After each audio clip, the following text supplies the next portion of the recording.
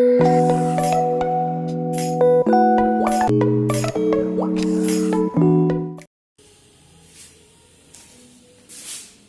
Dear students, क्या हाल चाल? ठीक ठाक। तो हम पढ़ रहे हैं सब्स्टिट्यूशन। याद है, आप भूल गए? सब्स्टिट्यूशन हमने क्या क्या पढ़ा है? हमने इलेक्ट्रोफिलिक सब्स्टिट्यूशन, जो सब्स्टिट्यूशन इलेक्ट्रोफाइल करते हैं। क्या करते हैं इलेक्ट्रोफाइल? एक इलेक्ट्रोफाइल अंदर आता है और दूसरा इलेक्ट्रोफाइल बाहर जाता है। एक इलेक्ट्रोफाइल दूसरे इलेक्ट्रोफाइल को सब्स्टिट्यूट करता है। न्यूक्लियोफिलिक सब्स्टिट्यूशन SN1 और SN2। क्या होता है? एक न्यूक्लियोफाइल दूसरी न्यूक्लियोफाइल को सब्स्टिट्यूट करता है। तो आज हम अपना थर्ड पॉइंट इसी का टाइप है सब्स्टिट्यूशन रिएक्शंस का ही, सब्स्टिट्यूशन बाय फ्री रेडिकल्स पढ़ेंगे। ओके, तो देखो ध्यान से। फ्री रेडिकल्स के सब्स्टिट्यूशन में होता क्या है? मान लो आपके पास कोई ए भी एक मॉलिक्यूल है, सबस्ट्रेट आपका, और एक फ्री रेडिकल रिएजेंट क्या है? फ्री रेडिकल अटैक करेगा और इसकी जगह खुद आके सब्स्टिट्यूट कर देगा इसके एक एटम को, और जो सब्स्टिट्यूट एटम है वो भी क्या होगा? किस रूप में सब्स्टिट्यूट होगा? रेडिकल, फ्री रेडिकल होगा। ओके, तो ये होता है आपका substitution reaction by free radical, substitution brought by free radicals. Okay, और दिस टाइप ऑफ रिएक्शंस आपको एल्केन्स में देखने को मिलती हैं। ठीक है, सिंपली एल्केन्स में। तो चलो स्टार्ट करते हैं इसका मैकेनिज्म। एग्जांपल दूंगा आपको। तो जैसे देखो, इसका एग्जांपल में आते हैं हैलोजिनेशन ऑफ एल्केन्स। आपका पर्पस हैलोजिनेशन समझने से नहीं है, आपका पर्पस क्या है? फ्री रेडिकल सब्स्टिट्यूशन का मैकेनिज्म समझने से।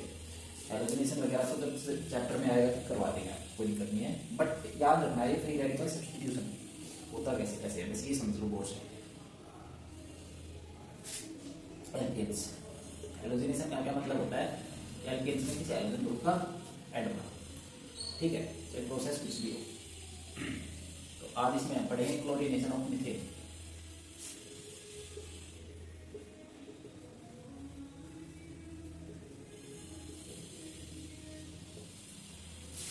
तो होता क्या, आपके पास रिएक्शन में मीथेन का एक ये आपका substrate organic molecule plus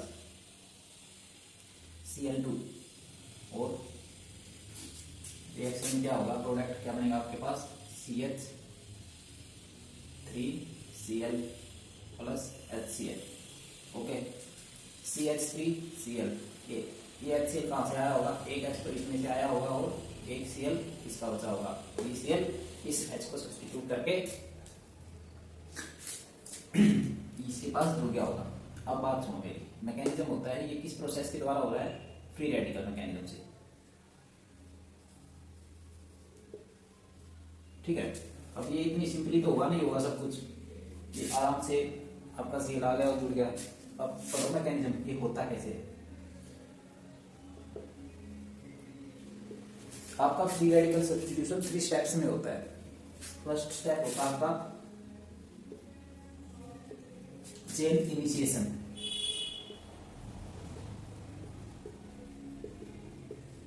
chain initiation में क्या होता है? आपके पास फ्री रेडिकल्स प्रोड्यूस होती हैं। फॉर्मेशन ऑफ फ्री रेडिकल्स कैसे? ठीक, ये जो आपका हैलोजन है Cl2, ये यही है हैलोजन मॉलिक्यूल न्यूट्रल स्टेट में। जब आप इसके ऊपर लाइट Hnu, क्या है? फोटोन लाइट, या सनलाइट, क्या है? हीट, या पेरोक्साइड्स भी करवा देते हैं इनका ये रिएक्शन। ठीक है, जब ये इस अप्लाई करोगे आप अपने इसमें इस मॉलिक्यूल के ऊपर, तो क्या होगा? इसका homolytic fission by free radicals कैसे बनती है? होमोलिटिक फिजन से ही बनती है ना। तो इसका होमोलिटिक फिजन होगा तो आपके पास 2 फ्री रेडिकल मिलेंगे आपको। ये इलेक्ट्रॉन इधर आ गया और ये इलेक्ट्रॉन इधर आ गया, ये वाला। तो इलेक्ट्रॉन्स ने मिलकर बॉन्ड बनाएगा। होमोलिटिक फिजन होता है द प्रेजेंस ऑफ सनलाइट और लाइट, फोटोन लाइट रेडिएशंस बोल देते हैं जिनको, फोटोन रेडिएशंस, अल्ट्रा रेडिएशंस, उनकी वजह से। अब ये है आपका first step, formation of free radicals, ठीक है। और ये स्टेप होता है आपका, आपकी नॉलेज के लिए बता दूं मैं, एंडोथर्मिक। एंडोथर्मिक का मतलब इसको एनर्जी देनी पड़ती है अपने को बाहर से, ये एनर्जी तो दे रहे हैं इसको, एनर्जी बढ़ गई तभी तो फ्री रेडिकल्स बन रहे हैं। अब स्टेप नंबर ये तो आपका 1, स्टेप 2 यहाँ पे देखो ऊपर से जरूर आओ, ठीक है।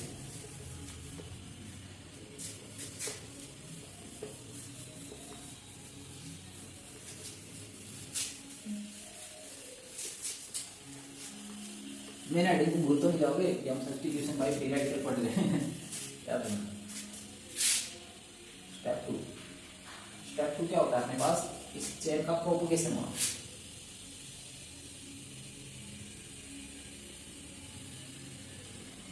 इसमें क्या क्या होगा, इस स्टेप में आपके पास जो फ्री रेडिकल है ये न्यूट्रल मॉलिक्यूल के ऊपर अटैक करेगी, ठीक है, और नए फ्री रेडिकल्स बनाएंगे।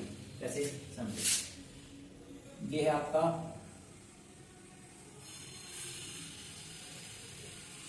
न्यूट्रल मॉलिक्यूल मिथेन, ठीक है, प्लस ये आया आपका फ्री रेडिकल।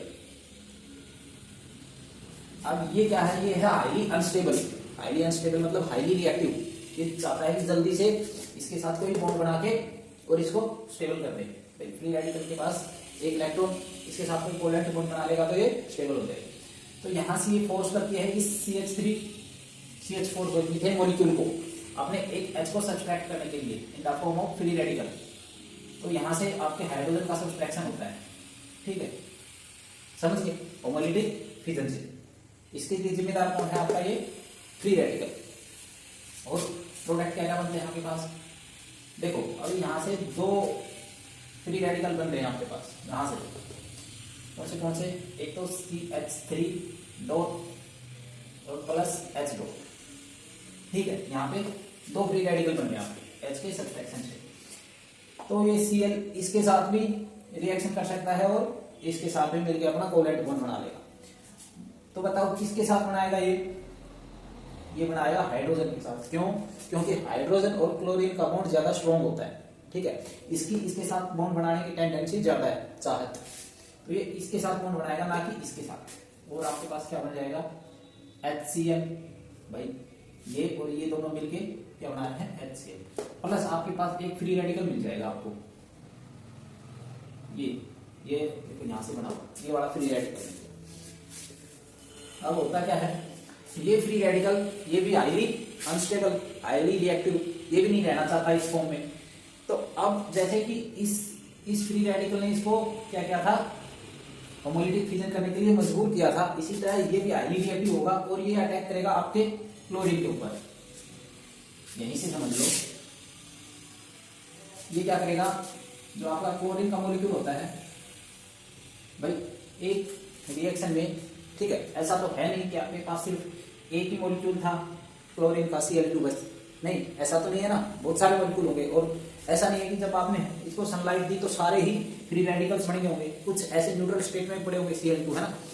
तो ये क्या करेगा, जो न्यूट्रल स्टेट मॉलिक्यूल होता है उसके ऊपर अटैक करेगा, उसको बोलेगा कि फ्री रेडिकल्स बनाओ। अभी हमें क्या है, अपने आप को स्टेबल करना है और बॉन्ड बनाना है कोवेलेंट।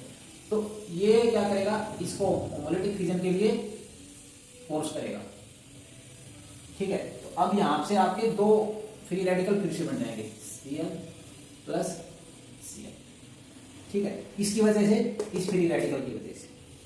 अब क्या करेगा, ये इसके साथ बॉन्ड बनाएगा और क्या प्रोडक्ट बनेगा आपका, CH3 Cl प्लस एक देखो फ्री रेडिकल आपके पास ऐसे ही बचेगा, ठीक है। अब क्या होगा, ये फ्री रेडिकल जो ये बना हुआ है, ये फ्री रेडिकल फिर से इस न्यूट्रल मॉलिक्यूल के ऊपर, जो दूसरा इसके अलावा कोई और मॉलिक्यूल भी होगा ना मीथेन का, उसके ऊपर अटैक करेगा और बोलेगा, फिर से यही प्रोसेस रिपीट होगी, फिर एंड में यही बढ़ जाएगा, फिर से ये अटैक करेगा। मतलब क्या हो गया, ये साइकिल बन जाती है। फिर इसको लाइट की, हीट की, एनर्जी की जरूरत नहीं पड़ती है, खुद से ही एनर्जी, ये साइकिल चलती रहती है, ठीक है। और आपका ये स्टेप होता है एक्सोथर्मिक। इस स्टेप में आपके पास एनर्जी रिलीज होती है, ठीक है।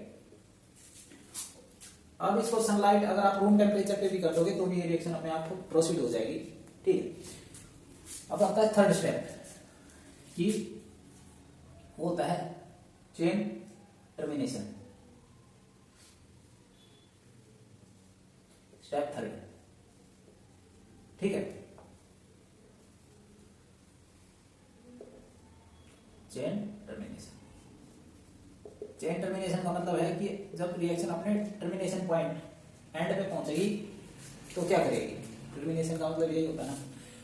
तो क्या होगा, जिसको एंड में जब रिएक्शन अपने टर्मिनेशन पॉइंट पे पहुंचेगी तो जिस फ्री रेडिकल को जो मिलेगा वो उसी के साथ रिएक्शन कर लेगा। भाई इनकी फ्री रेडिकल्स की अमाउंट कम होती जाएगी, ठीक है। तो क्या होगा, जितने भी फ्री रेडिकल्स बने हैं आपके पास पूरी रिएक्शन में, उनका आपस में कॉम्बिनेशन करवा के देखो क्या क्या प्रोडक्ट बन सकते हैं। एक तो फर्स्ट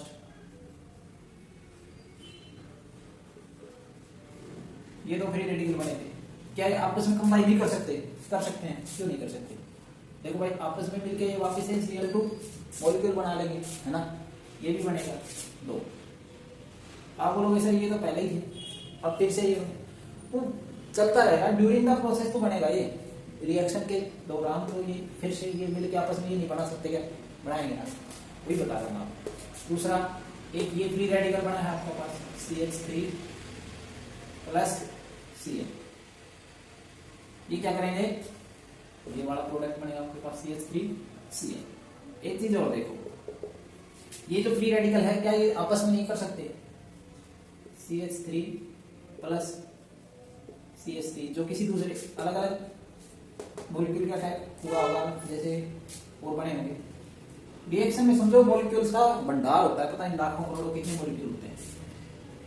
तो CH3CH3 क्या बन गया, इथेन। तो ये भी प्रोडक्ट बनेंगे आपके, थोड़े बहुत अमाउंट में बनेंगे बट बनेंगे। तो ये 3 स्टेप होते हैं इसके। चेन इनिशिएशन, इसमें क्या होता है, रेडिकल्स का फॉर्मेशन होता है। प्रोपगेशन में मोर रेडिकल्स बनते हैं, ठीक है। ये रेडिकल्स और रेडिकल्स को जन्म देने के लिए मजबूर करते हैं। और चेन टर्मिनेशन में क्या होता है, जितने भी फ्री रेडिकल्स की पॉसिबिलिटीज आपस में कंबाइन होने की आपको लग रही है उसको कंबाइन करना, ठीक है। ये होते हैं 3 स्टेप आपके फ्री रेडिकल सब्स्टिट्यूशन मैकेनिज्म की। ओके, अब मेरी बात सुनो, कर दो, नोट कर लिया इसको, है वीडियो को पॉज करके नोट कर लेना। ये तो वैसे ही रब नहीं हो रहा है, क्या हो गया यार इसको।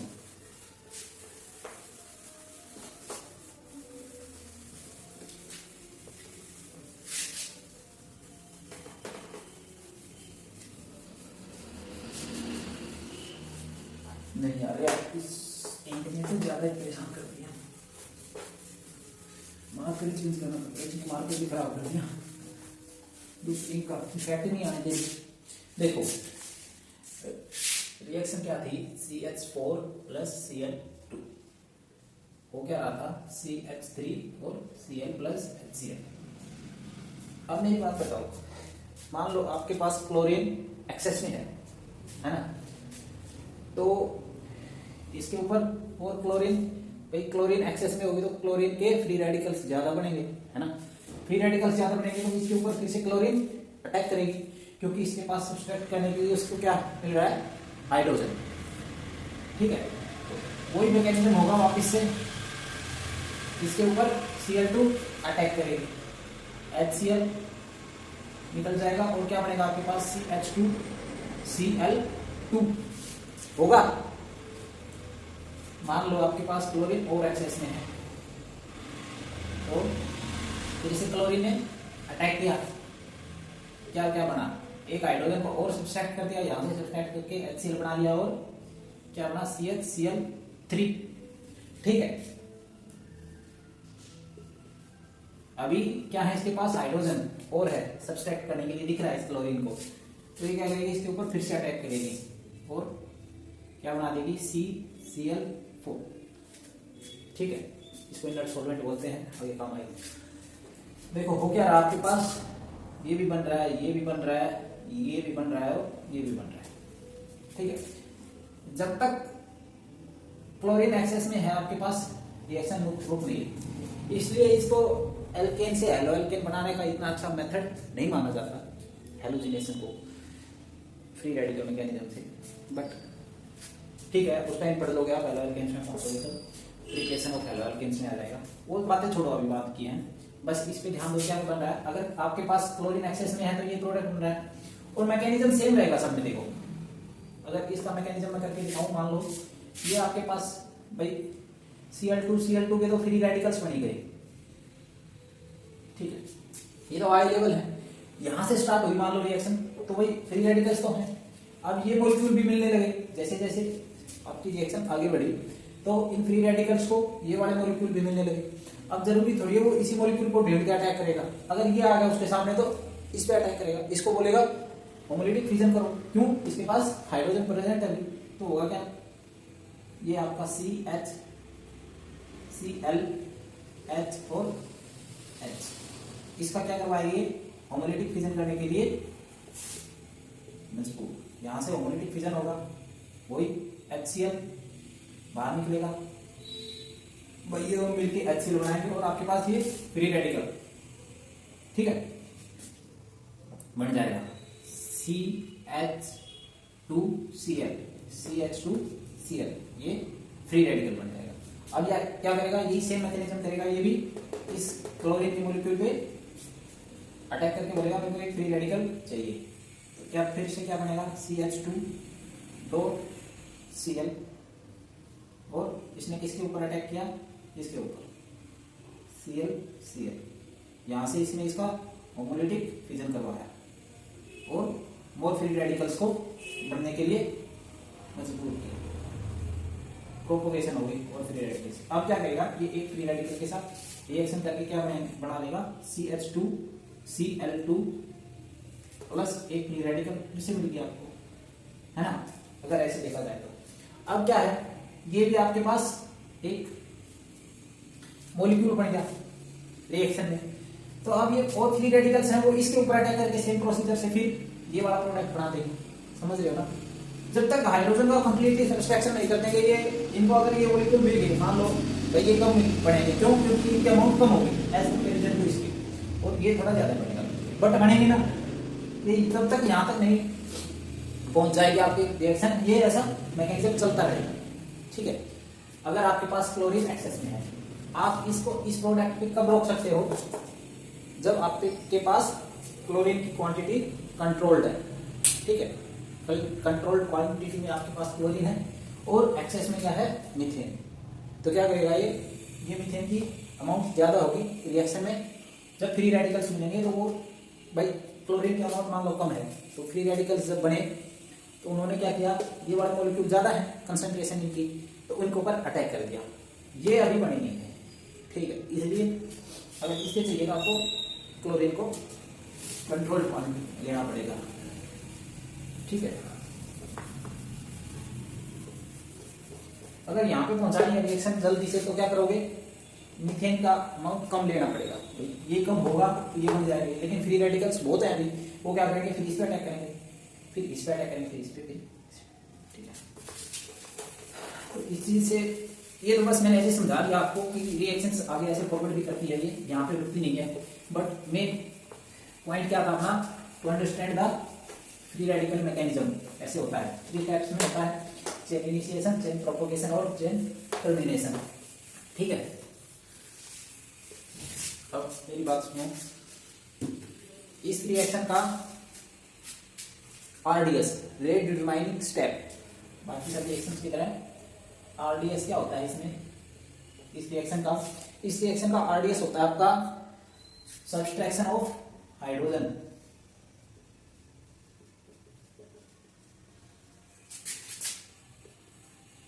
ठीक है। कैसे भाई, सेकंड स्टेप याद है क्या था, फ्री रेडिकल, यही था ना, सेकंड स्टेप लिख रहा हूं just direct,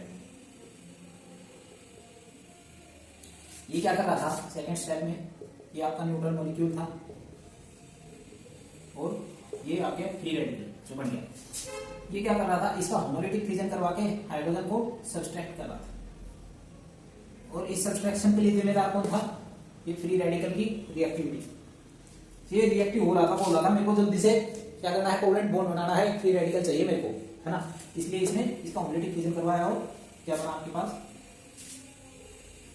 CH3 free radical plus HCl। आगे वो पता ही आपको, ये फिर से Cl2 पे अटैक करेगा। तो अभी हम RDS सब्ट्रैक्शन ऑफ H ये है इसका रेट डिटरमाइनिंग स्टेप। इसकी रेट किस चीज के ऊपर डिपेंड कर रही है? इस हाइड्रोजन के सब्सट्रैक्शन के ऊपर। ये जितनी जल्दी हो जाएगा सब्सट्रैक्शन, उतनी ही जल्दी आपकी रेट ऑफ रिएक्शन होगी, तेज होगी उसकी रेट रिएक्शन की। तो इसके लिए जिम्मेदार कौन है इस सब्सट्रैक्शन के लिए? फैक्टर्स अगर मैं बोलूं आपको, factors affecting the rate of free radical substitution, तो क्या है? रिएक्टिविटी ऑफ फ्री रेडिकल,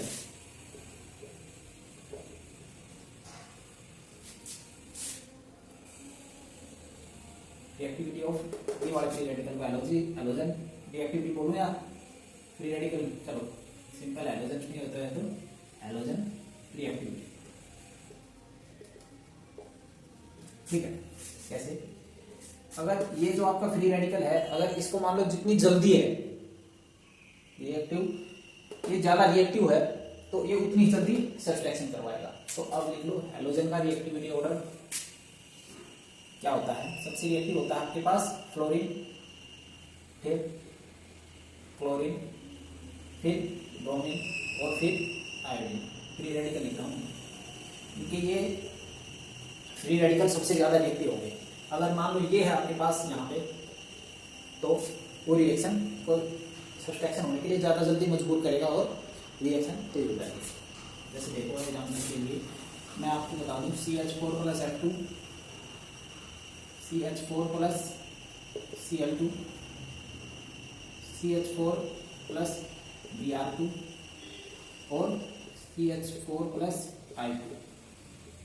और मैं बोल रहा हूं इनमें से बताओ फ्री रेडिकल सब्स्टिट्यूशन रिएक्शन की रेट कौन से कंपाउंड की तेज होगी? कौन सी, कहां पे रेट ऑफ रिएक्शन तेज होगी फ्री रेडिकल सब्स्टिट्यूशन की? तो सबसे तेज इसमें होगी, यहाँ पे, उसके बाद यहाँ पे, उसके बाद यहाँ। सबसे तेज इसमें ये क्यों? ये सबसे ज्यादा रिएक्टिव है। सबसे ज्यादा रिएक्टिव होने की वजह से हाइड्रोजन को उतनी जल्दी सब्सट्रैक्ट करते हैं। But for your kind information, यहाँ पे हम डायरेक्ट इस तरह से फ्लोरीन से हैलोजिनेशन नहीं कर सकते, फ्लोरिनेशन बोलते हैं उसको। क्यों? क्योंकि फ्लोरीन बहुत ज्यादा हाईली रिएक्टिव होता है, जिस कारण से जब ये इसके साथ रिएक्शन करता है और हाइड्रोजन के साथ रिएक्शन करता है तो ब्लास्ट हो जाता है, बहुत ज्यादा एनर्जी रिलीज होती है। ठीक है, इसलिए ये रिएक्शन इस तरह प्रोसीड नहीं करता डायरेक्टली। इसके लिए अलग मेथड होता है। यहाँ पे अल्काइल एल्केन की जगह क्या लिया जाता है? अल्काइल हैलाइड और AgF क्या लिया जाता है? सॉल्वेंट उसके बेस पे करवाई जाती है। वो बात का प्रोसीजर है, अल्काइल हैलाइड में पढ़ोगे आप। बट सुनो, मैं एक सिर्फ रिएक्टिविटी ऑर्डर बता रहा हूँ कि जितना इसका रेट डिटरमाइनिंग स्टेप क्या है? Subtraction of hydrogen.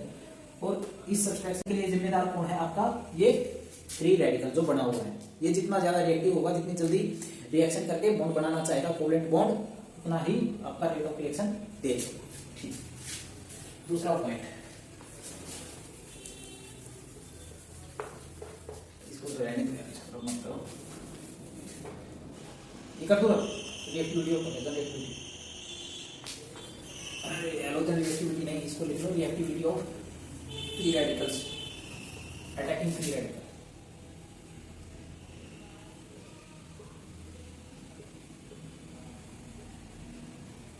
ठीक है, फैक्टर नंबर बी। और क्या है? देखो, ये जब यहां से बन रहा है तो ये क्या बन रहा है आपके पास? एक रिएक्शन इंटरमीडिएट क्या बन रहा है? Free radical. भाई रिएक्शन इंटरमीडिएट फ्री रेडिकल बन रहा है। अब मेरे को ये बताओ, जब मैंने आपको फ्री रेडिकल्स पढ़ाए थे, रिएक्शन इंटरमीडिएट, तो उस टाइम मैंने बताया था कि ये फ्री रेडिकल स्टेबिलिटी किस ऑर्डर में होती है? 3 डिग्री, 2 डिग्री और 1 डिग्री, एज पर कार्बोकैटायन की तरह। ये इलेक्ट्रॉन क्या है? डेफिशिएंट। देखो इनके पास कितने इलेक्ट्रॉन है? 3 तो बॉन्ड पेयर 6 और प्लस 1 ही इलेक्ट्रॉन, 7 इलेक्ट्रॉन्स। अब भी इनको 1 इलेक्ट्रॉन की नीड है, तो क्या करेंगे? ये किस तरह है? इलेक्ट्रॉन डेफिशिएंट स्पीसीज है, रिएक्शन इंटरमीडिएट जो बन रहा है फ्री रेडिकल। अगर ये फ्री रेडिकल मान लो कुछ इस तरह की होती कि यहाँ पे हाइड्रोजन की जगह आपके पास CH3 ग्रुप होता, अगर यहाँ पे हाइड्रोजन की जगह CH3 ग्रुप होता और यहाँ पे हाइड्रोजन की जगह CH3 ग्रुप होता, तो जब इस हाइड्रोजन का सब्स्टिट्यूशन होता, जब ये हाइड्रोजन सब्सट्रैक्ट होता है इसमें से, ये क्लोरीन की वजह से, तो क्या यहाँ पे मोर स्टेबल फ्री रेडिकल नहीं बनता, ये फ्री रेडिकल नहीं बनता आपके पास, जैसे CH3 और CH3, भाई इसको इलेक्ट्रॉन्स की जरूरत है, इलेक्ट्रॉन एफिशिएंट है, तो ये क्या करता है, ये ग्रुप CH3 ग्रुप, याद हो तो आपको प्लस आई इफेक्ट देता है, प्लस आई इफेक्ट के थ्रू इलेक्ट्रॉन डोनेट करता है ना, कैसे करता है वो भी हाइपर कंजुगेशन के उसमें समझाया था मैंने। तो ये प्लस आई इफेक्ट से इलेक्ट्रॉन डोनेट करेगा, ये भी इसको इलेक्ट्रॉन देगा और ये भी इलेक्ट्रॉन देगा। तो देखो इसको इलेक्ट्रॉन की जरूरत है और ये क्या कर रहे हैं, इसको इलेक्ट्रॉन डोनेट कर रहे हैं। ये चीज मैंने समझाई थी आपको, स्टेबिलिटी ऑफ रिएक्शन इंटरमीडिएट पढ़ाया था उस टाइम।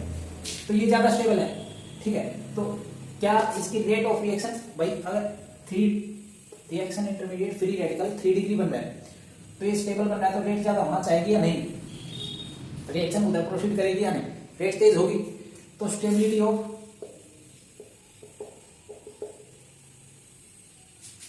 फ्री रेडिकल,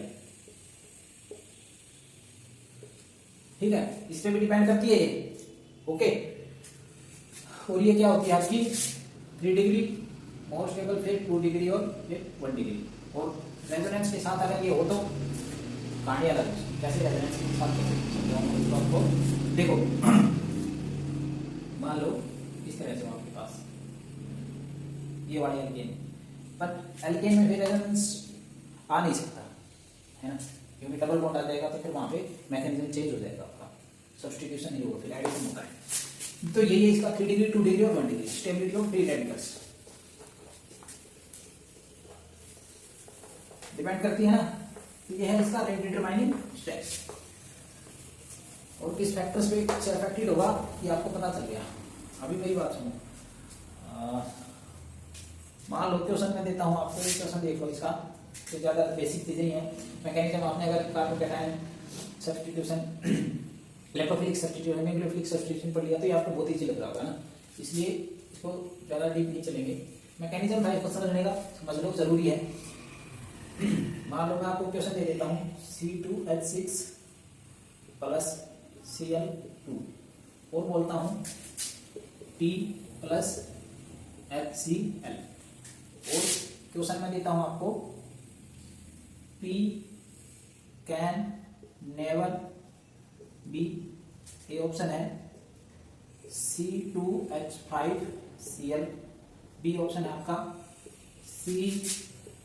C4H10 और सी ऑप्शन है आपका C2H4 और डी ऑप्शन है आपका नन। ये बोल रहा है कि जब ये रिएक्शन होगी तो कौन सा प्रोडक्ट P, मतलब क्या नहीं हो सकता, ये हो सकता है, ये हो सकता है, ये हो सकता है, कोई नहीं होगा इनमें से, ठीक है, ये सारे होंगे ऑप्शन में है ही नहीं होगा। तो देखो क्या ये प्रोडक्ट बनेगा आपका, जब ये रिएक्शन होगी तब बनेगा। जैसे देखो इसका मैकेनिज्म अगर मैं देखूं तो यहां पे लिख लो, पहले Cl2 फ्री रेडिकल्स बन गए, डायरेक्ट फ्री रेडिकल लिख दिए मैंने।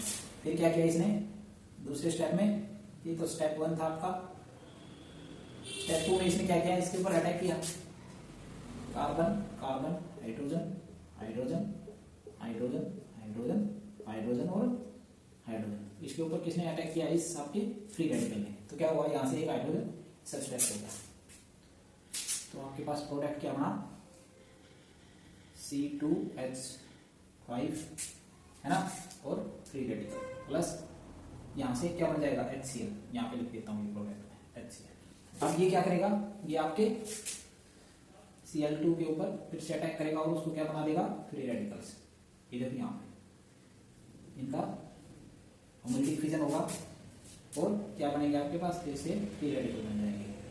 अब ये एक फ्री रेडिकल के साथ रिएक्शन करके क्या बना लेगा, C2H5Cl प्लस एक फ्री रेडिकल वो बन गया, यही है मैकेनिज्म, ठीक है। अब देखो अगर टर्मिनेशन स्टेप की बात करें, ये स्टेप नंबर 2 हो गया आपका। टर्मिनेशन स्टेप की बात करें तो जितने भी फ्री रेडिकल बने हैं उनको मिला के देखो, क्लोरीन क्लोरीन को मिलाएंगे तो वही बनेगा Cl2, लिख नहीं जाना है ना, उसको लिखने की जरूरत है नहीं।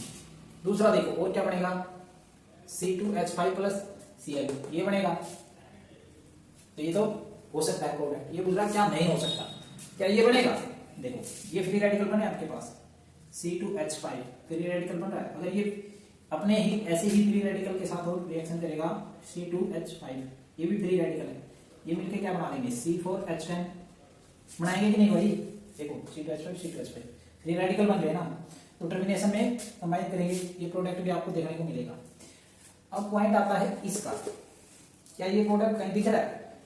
C2H4 नहीं दिख रहा ना, बट ये भी बनता है। कैसे बनता है वो समझो। लास्ट पॉइंट है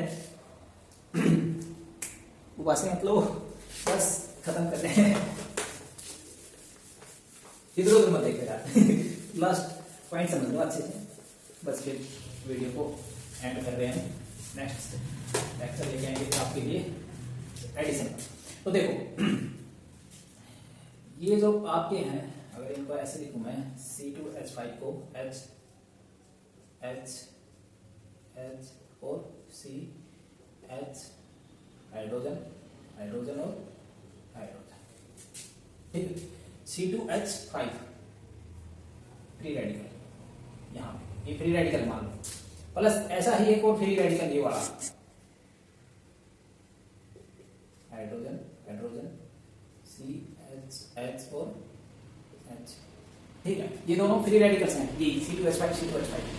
अब क्या करेगा ये फ्री रेडिकल ही इसको बोलेगा कि अगर ये इसी से मिल गया रिएक्शन में, तो क्या इसी को बोलेगा कि मेरे को एक अपना हाइड्रोजन सब्सट्रैक्ट करो और क्या बनाना है मुझे बॉन्ड। तो कौन से वाले उसमें से कौन से वाला कार्बन? ये वाला कार्बन, यहां से हाइड्रोजन का सब्सट्रैक्शन हो जाएगा और होमोलिटिक फिजन से ये इसके साथ जाके जुड़ जाएगा। क्या होगा? और यहाँ पे जो फ्री रेडिकल बच रहा है, मान लो ये हो ये दो फ्री रेडिकल बनेंगे जब यहाँ से हाइड्रोजन का सब्सट्रैक्शन होगा। तो ये कार्बन और ये कार्बन देखो, यहाँ पे फ्री रेडिकल है, यहाँ पे ये आपस में क्या बना देंगे कोवलेंट बॉन्ड, डबल बॉन्ड, ठीक है। ये क्या बन जाएगा आपका C2H4 बना, और ये हाइड्रोजन यहां से जाके क्या कर लेगा इसके साथ बॉन्ड बना लेगा ये, और यहां पे क्या बना C2H6 जो आपका स्टार्टिंग था। तो इसको बोलते हैं हम डिसप्रोपोर्शनेशन रिएक्शन, डिसप्रोपोर्शनेशन रिएक्शन। होता क्या है इसमें, एक ही मॉलिक्यूल का ऑक्सीडेशन और reduction, self oxidation and reduction. देखो भाई इसके पास से ऑक्सीडेशन क्या होता है, या तो ऑक्सीजन आके जुड़ जाए या हाइड्रोजन निकल जाए, ये होता है ऑक्सीडेशन। तो यहां से हाइड्रोजन निकल रहा है, तो क्या इस मॉलिक्यूल का ऑक्सीडेशन हो रहा है? यस। स्टार्टिंग में दोनों सेम मॉलिक्यूल थे और कहां पे जाके जुड़ रहा है यहाँ पे, तो क्या इसका रिडक्शन हो रहा है? रिडक्शन क्या होता है, या तो हाइड्रोजन जुड़ जाए या ऑक्सीजन निकल जाए। तो यहाँ पे इसका क्या हो रहा है रिडक्शन, इसी को बोल देते हैं डिसप्रोपोर्शनेशन रिएक्शन। तो ये भी देखने को मिलती है ड्यूरिंग फ्री रेडिकल मैकेनिज्म, ठीक है। तो एक बार पॉइंट समराइज करते हैं और फिर लेक्चर को क्लोज करते हैं। देखो क्या होता है फ्री रेडिकल सब्स्टिट्यूशन, जो सब्स्टिट्यूशन फ्री रेडिकल्स करते हैं, और एज पर इलेक्ट्रोफाइल और न्यूक्लियोफाइल की तरह फ्री रेडिकल भी एक फ्री रेडिकल को ही सब्स्टिट्यूट करेगा। इसका फ्री रेडिकल मैकेनिज्म अपने पास 3 स्टेप्स में होता है। Step 1 chain initiation, step 2 chain termination, और स्टेप 2 चेन प्रोपोगेशन, और स्टेप 3 चेन टर्मिनेशन। ओके, और इसका रेट डिटरमाइनिंग स्टेप कौन सा होता है अपना? Subtraction of hydrogen from neutral molecule, जब ये आपका फ्री रेडिकल जो बन गया है ये अटैक करता है। और वो सब्सट्रैक्शन होगा किसके बेसिस पे, उसके लिए जिम्मेदार कौन है? उसके लिए जिम्मेदार है आपका reactivity of attacking free radical. जो फ्री रेडिकल अटैक कर रहा है उसको फोर्स कर रहा है होमोलिटिक फिजन के लिए, सब्सट्रैक्ट होने के लिए, उसकी रिएक्टिविटी के ऊपर डिपेंड करता है, ठीक है। अब जितना रिएक्टिव आपका ये फ्री रेडिकल होगा उतनी ही जल्दी सब्सट्रैक्शन होगा और रेट ऑफ रिएक्शन उतनी ही तेज होगी। तो इसकी रिएक्टिविटी मैंने बता दी, फ्लोरीन की सबसे तेज ज्यादा है, फिर क्लोरीन, ब्रोमीन और आयोडीन। तो आपको याद करनी है क्लोरीन, ब्रोमीन और आयोडीन, क्योंकि फ्लोरीन में ये इस तरह से प्रोसीड करता नहीं है रिएक्शन आपका। ठीक है, तो ये था रेट डिटरमाइनिंग स्टेप। और सेकंड फैक्टर क्या था इसका, स्टेबिलिटी ऑफ रिएक्शन इंटरमीडिएट। भाई रिएक्शन इंटरमीडिएट अगर आपका स्टेबल बन रहा है हाइड्रोजन सब्सट्रैक्ट होने के बाद, तो क्या वो बढ़ना चाहेगा? हाँ, अगर वो स्टेबल बन रहा है तो वो बढ़ना चाहेगा। ठीक है, और थर्ड लास्ट पॉइंट क्या था, डिस्प्रोपोर्शनेशन रिएक्शन। अगर कुछ इस तरह के क्वेश्चन अगर बन जाए आपका नीट या IIT JEE लेवल में बन जाते हैं एक आध टाइम, तो देख लेना कि वो होगा जहां पे ये आपस में जब फ्री रेडिकल्स बनेंगे सबस्ट्रेट के, इसके सबस्ट्रेट क्या होता है, जिसके ऊपर ऑर्गेनिक रिएक्शन हो रही है, उस मॉलिक्यूल को बोलते हैं सबस्ट्रेट। तो उसके जब आपके पास फ्री रेडिकल बनेंगे तो उनमें आपस में क्या होगा, एक का सेल्फ ऑक्सीडेशन और रिडक्शन होगा। ठीक है, तो ये था आज का अपना टॉपिक, और आई होप आप सबको समझ में आया होगा।